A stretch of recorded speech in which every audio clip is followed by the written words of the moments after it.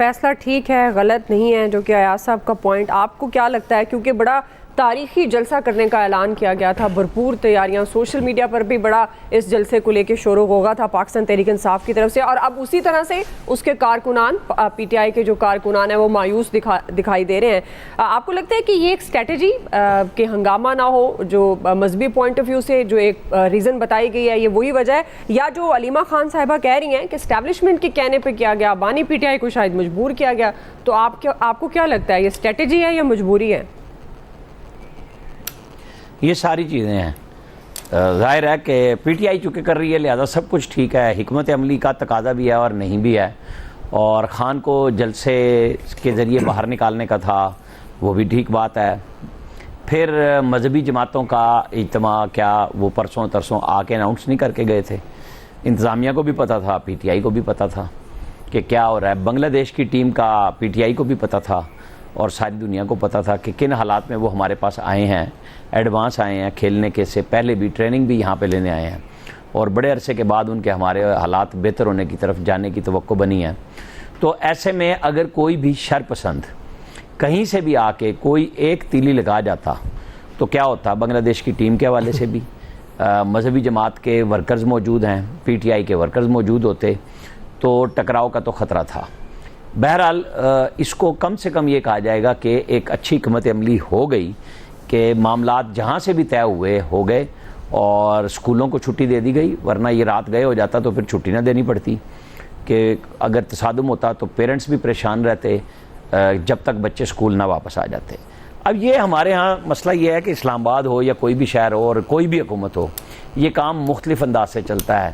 جب مریم نواز جلسے منڈی بہاؤالدین سرگودا کر رہی تھی جیل سے ضمانت پہ آنے کے بعد، تو پی ٹی آئی کا دور حکومت تھا اور کہیں پہ بھی نیشنل میڈیا پہ ان کی کوریج نہیں ہو سکتی تھی. ہم تھوڑا سا تاریخ کو بھول جاتے ہیں کہ کہاں سے سیاست شروع ہوتی ہے اور کس طرح چل رہی ہوتی ہے. میں بالکل ان دونوں جماعتوں کا صرف موازنہ کرنے کے لیے یہ لفظ میں نے کہا. آپ دیکھیں کہ پابندی ہے پی ٹی آئی کے اوپر، آج فوج نے براہ راست کہا ہوا ہے کہ آپ نے 9 مئی کیا ہے. ان کو ایک سہولت ملی تھی 25 مئی 2022 کو سپریم کورٹ کی طرف سے، پھر 9 مئی انہوں نے کیا تو اس کے اندر ان کے لیڈر کو سپریم کورٹ نے گڈ ٹو سی یو کہہ کے دوسری سہولت مہیا کی. اب اس کے تانے بانے سارے جیل کی طرف جا رہے ہیں، آ رہے ہیں. فیض حمید صاحب کے حوالے سے میں بات کر رہا ہوں، اور جو چیزیں ہو رہی ہیں تو بہت کچھ بدلنے کو جا رہا ہے. کل ہم نے کہا تھا نا، فیصل صاحب کا نام میں پھر لے رہا ہوں کہ پکڑے جائیں گے، تو کچھ پکڑے بھی گئے، لاہور سے اٹھا لیا گیا، کیونکہ جو شر پسندی پھیلا رہے ہیں اور ان کو کوئی پکڑے نہیں، میسیج ہی نہ جائے. بے شک عدالت چھوڑ دے، عدالتوں کا کام ہے پکڑے ہوئوں کو چھوڑنا یا ان کو سزا دینا. جب ہم بات کرتے ہیں برطانیہ کی تو وہاں اس قسم کی، اس سے کوئی 10ویں گنا کم پہ بھی لوگوں نے 10 سال سزائیں لے لی ہیں. یہاں کوئی پوچھتا نہیں ہے. آپ دیکھیں وہ جو شخص برطانیہ میں فساد پھیلانے والا بندہ بنا وہ ہمارے ہاں سے نکل آیا. ہم نے کیا دنیا کو میسج دے رہے ہیں کہ ہم کر کیا رہے ہیں؟ ہمارے ہاں اگر ہم کہتے ہیں کہ یہ ڈیجیٹل دہشت گردی ہو رہی ہے تو ہم دنیا کو میسج کیا دینے جا رہے ہیں؟ بڑی مشکل سے ہم پہلے والے قضیے سے باہر نکلے، القاعدہ، طالبان، فلان امکان، کہ یہاں ہم سہولت کار نہیں ہیں ان کے. یہ نئے جدید دور کے ایک سہولت کار ہم نکل آ رہے ہیں. کیوں بھائی؟ یہ ملک کیوں نرسری بنا ہوا ہے اس قسم کے ہر گند کی؟ تو اس گند کی صفائی کرنا اسٹیٹ کی ذمہ داری ہے. اگلے حصے میں ہم اور زیادہ بات کریں گے کہ وہ کیا ہو رہا ہے، کیا نہیں ہو رہا، اور کیا نہیں مان رہے اور کیا مان رہے ہیں. لیکن ایشو یہ ہے کہ سیاستدانوں کو سیاست اچھے انداز سے کرنی چاہیے. مولانا فضل الرحمان نے اسی لیے یہ جو پی ٹی آئی کا وتیرہ ہے کہ آج محمود خان اچکزئی ناراض ہوئے کہ بھائی میری درخواست پہ تو فیصلہ ہوا ہے اور مجھے پوچھا بھی نہیں اور مکا دیا کام. فضل الرحمان صاحب نے اسی لیے عمران خان صاحب کی پارٹی کے گوڈے گڈے پکڑوا کے اپنے سے اور پھر بیرت اختیار کر لی کہ نہیں، تمہارا تجربہ مجھے بڑا پرانا ہے اور ان کا تجربہ میں نے پی ڈی ایم کے ساتھ بیٹھ کے کر لیا ہوا ہے، لہذا میں نے طے کیا کہ میں نے کسی کے ساتھ نہیں جانا.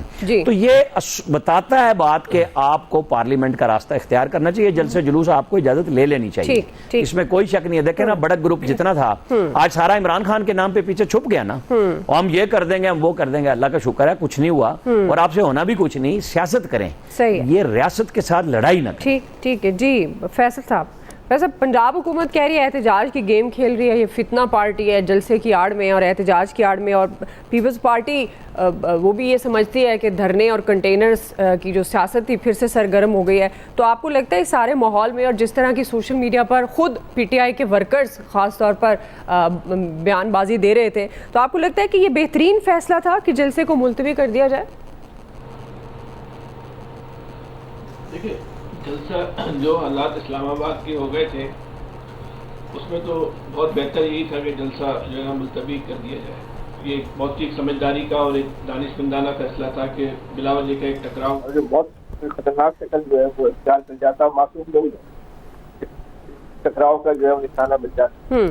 مسئلہ یہ نہیں ہے کہ جلسہ آپ نے حالات دیکھے خراب نظر آئے, آپ نے سمجھداری مظاہرہ کیا, کسی کے کہنے پر کیا, کسی کے دباؤ پر کیا, جلسہ آپ نے ملتوی کر دیا. ایشو یہ نہیں ہے. ایشو یہ ہے کہ جب آپ اتنی بڑی بڑی بھڑکیں مارتے ہیں نا تو جو لوگ آپ کے فیصلوں کا جو جائزہ لیتے ہیں یا تجزیہ کرتے ہیں وہ آپ کی بھڑکوں کی بنیاد پہ کرتے ہیں. 10 منٹ پہلے تک یا 24 گھنٹے پہلے تک تو آپ نے جو ہے وہ آسمان سر پہ اٹھایا ہوا تھا کہ ہم تو ایسی تیسی کرنے جا رہے ہیں, ہم تو تباہی مٹا دیں گے, ہمیں روکا گیا تو پتہ نہیں کیا ہو جائے گا.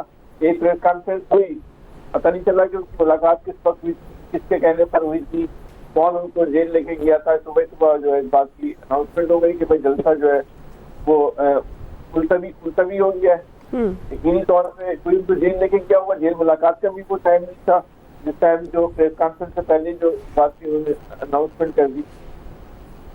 تو بھائی آپ کو اتنی بڑی بڑی بھڑکیں ماننے کی ضرورت نہیں تھی نا. لوگ بھی نہیں لوگ بھی سارے لوگ بھی آپ کو اپریشیٹ کرتے کہ بڑا اچھا کام کیا آپ نے, ان حالات میں جو تھا جلسہ ملتوی کر دیا. اس وقت سب سے زیادہ تنقید کون کر رہا ہے؟ آپ کے اپنے لوگ تنقید کر رہے ہیں. سب کو تو چھوڑیں, عمران خان صاحب کی جو ہمشیرہ ہے وہی جو ہے وہ تنقید کر رہی ہے. وہ بھی اس بات پہ مطمئن نہیں ہو پائیں گے, ان کو بھی مطمئن نہیں کر سکے کہ بھائی جلسہ ملتوی کرنے کا جو ہے وہ سبب کیا تھا. پاکستان کی سیاست میں دیکھیں کہ اب کیونکہ سوشل میڈیا کی شکل میں ہر انسان کے ہاتھ میں زبان ہے, ہر انسان کے ہاتھ میں جو ہے نا قلم ہے, وہ اپنی رائے دے دیتا ہے. وہ زمانے چلے گئے جب آپ خبر کی مینجمنٹ نیوز مینجمنٹ کرتے تھے, اخبار میں خبر روک لیتے تھے, اس کے بعد جو ہے وہ ٹی وی پہ روک لیتے تھے, یا روکنے کے بعد اس کو دوبارہ نہیں چلنے دیتے تھے, چلنے کے بعد روک لیا جاتا تھا. اب تو صورت حال ہی نہیں ہے. ایک لمحے کے اندر آپ کا جھوٹ, آپ کا سچ اور آپ کا قد اور آپ کی بھڑکیں سب جو ہے لوگ اس کی بنیاد پہ جو ہے وہ تجزیہ کرنا شروع کر دیتے. یہی تحریک انصاف کے ساتھ ہوا. تو آئندہ بھی اگر 8 ستمبر کو آپ جلسہ کر رہے ہیں تو بھائی جلسے کی بات کیجیے گا.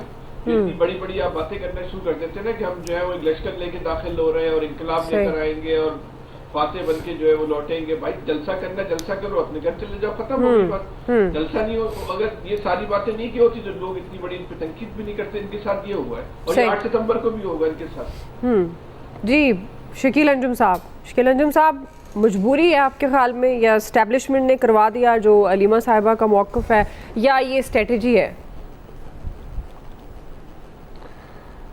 میرا خیال ہے کہ ایک تو جلسے کی تیاری پوری نہیں تھی, اور دوسرا ملک